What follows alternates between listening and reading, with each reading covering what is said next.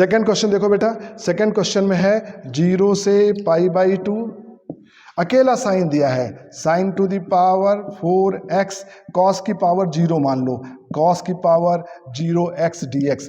यानी इस प्रश्न में p की जगह दे दिया है 4 और q की जगह दे दिया है 0। जब अकेला साइन का टर्म हो तो कॉस की पावर 0 मान लिया करो, कॉस की पावर 0 मान लिया करो, इसकी पावर 0 मान लो। अकेला साइन या अकेला कॉस हो तो फिर p बराबर 0 हो जाएगा और q बराबर जो कॉस का पावर है वो हो जाएगा। अब फार्मूले में वैल्यू रख दो, गामा p प्लस 1/2 तो gamma 4 plus 1/2, gamma q plus 1/2 तो 0 प्लस 1/2, q की जगह 0 है, 2 gamma p plus q plus 2/2, q की जगह 0 रख दिया और p की जगह 4 रख दिया।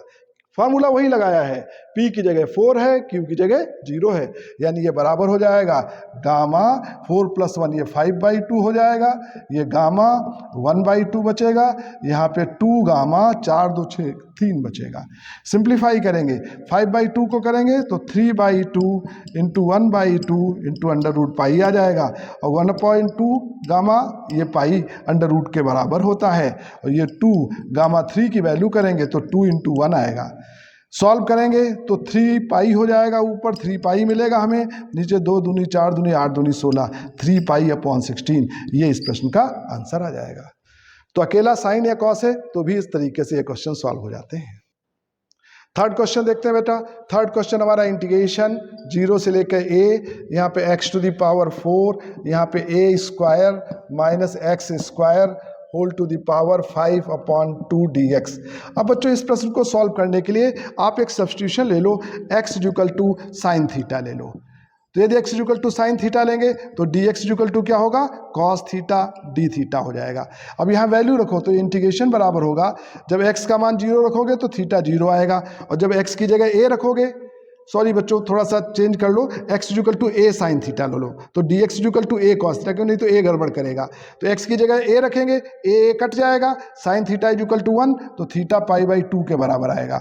अब ये वैल्यू रखो, x की पावर 4 तो ये हो जाएगा a to the power 4 sine to the power 4 theta, यहाँ पे a square minus x square यानी a square sine square theta whole to the power 5/2 और dx की जगह a cos theta d theta, a cos theta d theta, यानी ये बराबर हो जाएगा ए टू द पावर 4 बाहर ले लो, ए स्क्वायर को बाहर लिखोगे तो ये 5/2 है, ए टू द पावर 5 बाहर कॉमन आएगा, है ना, ए स्क्वायर है 5/2 है तो मल्टीप्लाई होगा और एक ए ये भी बाहर आ जाएगा तो यहाँ बचेगा 0 से लेकर π/2, यहाँ sign to the power 4 theta, ये देखो क्या बचेगा, ए स्क्वायर कॉमन ले लिया तो 1 माइनस साइन स्क्वायर थीटा बचेगा होल टू द पावर 5/2, ये कॉस थीटा डी थीटा बचेगा, यानी ये बराबर हो जाएगा a to the power 10, okay, a to the power 10, 5 4 9 plus 1, यहाँ पर 0 से लेकर के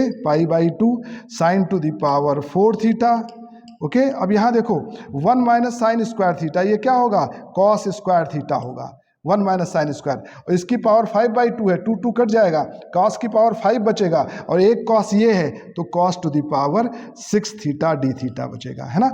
एक बार और अच्छे समझ लो, 1 माइनस साइन स्क्वायर थीटा है तो 1 minus sign square theta cos square होगा और कॉस स्क्वायर की पावर 5/2 करेंगे तो 5 बचेगा और ये कॉस ये है तो कॉस की पावर 6।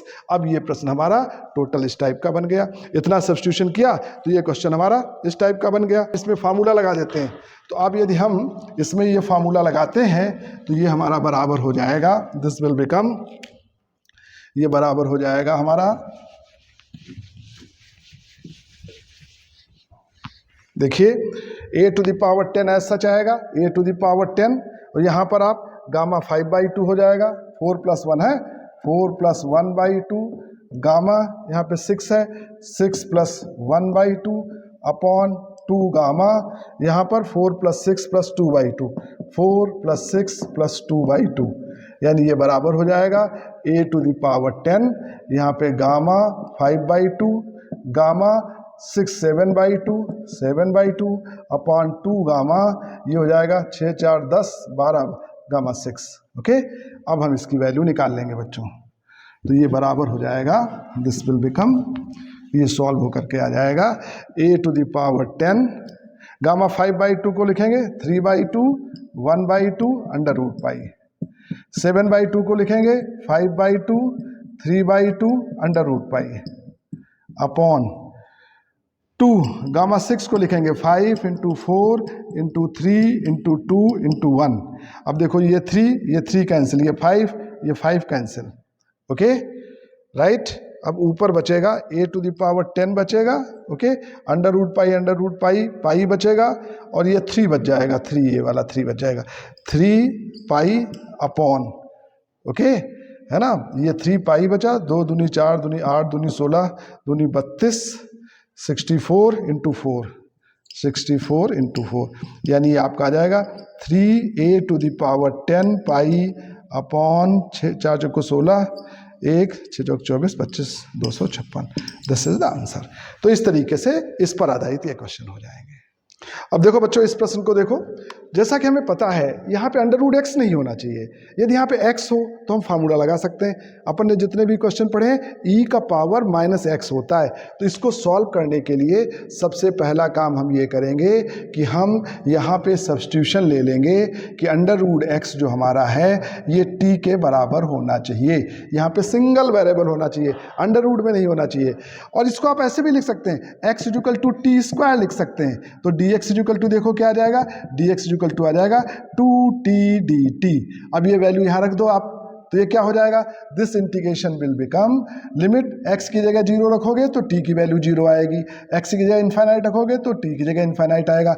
अंडर रूट x ये आपका t हो गया अंडर रूट x, और e to the power minus का 3 अंडर रूट x आपका t हो गया, और dx की जगह 2t dt आ गया, ओके। यानी ये सिंपल हो गया 2 इंटीग्रेशन 0 से इन्फाइनाइट, यहाँ पर e to the power minus 3t और यहाँ पे t स्क्वायर dt। अब बच्चों ये फार्मूला लगाने लायक बन गया, ये 2 हो गया, इसमें एक ऐड करो 3 आएगा, तो गामा 3 अपॉन इसका जो पावर है 3 टू द पावर 3, इसको सॉल्व करो 2। गामा 3 का मतलब क्या होगा, 2 इंटू 1 अपॉन यहाँ पे 3 इंटू 3 इंटू 3, सॉल्व कर लेंगे तो 4/27 इज द करेक्ट आंसर। तो सिंपल सी बात है बच्चों, फार्मूला लगाने लायक सब्स्टिट्यूशन से बना लिया और आंसर निकाल लिया।